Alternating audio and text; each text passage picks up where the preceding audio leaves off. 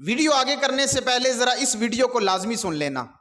19 سال کے بعد یہ بندہ فرانس سے پاکستان آیا اور 150 سے زیادہ لوگ اس بندے کے استقبال کرنے کے لیے اسلام آباد ایئرپورٹ پہ پہنچے، اور اس بندے کی گفتگو آپ خود سنیں۔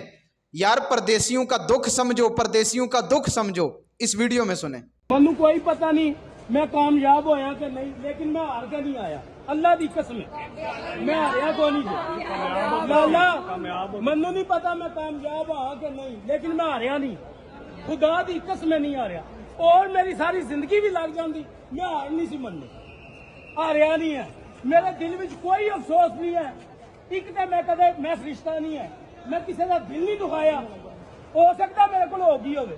دوسرے نمبر پہ میں ہار کے نہیں آیا، اللہ دی قسم میری زندگی بھی لگ جاندی میں ہار کے نہیں آیا۔ 19 سال کے بعد آنے والا شخص کہہ رہا ہے کہ میں نے ہار نہیں مانی۔